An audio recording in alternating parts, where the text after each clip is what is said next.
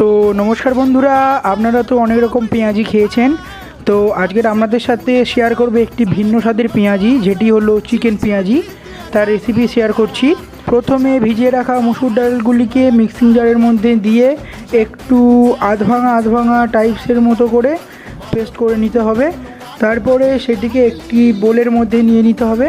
তারপরে দিয়ে দিতে হবে কেটে রাখা মাংসগুলোকে ছোট ছোট করে কিউব আকারে কাটতে হবে। তারপরে দিয়ে দিতে হবে কুচিয়ে রাখা পেঁয়াজ দেওয়ার পরে দিয়ে দিতে হবে কুচিয়ে রাখা লঙ্কা। এরপরে দিয়ে দিতে হবে কুচিয়ে রাখা ধনেপাতা। আপনারা আদা রসুনের পেস্ট দিতে পারেন, কিন্তু আমরা দিইনি। তারপরে এর মধ্যে দিয়ে দিতে হবে লঙ্কা গুঁড়ো, হলুদ গুঁড়ো, জিরে গুঁড়ো এবং পরিমাণ মতো লবণ। দেওয়ার পর এটিকে খুব ভালো করে মিশিয়ে নিতে হবে।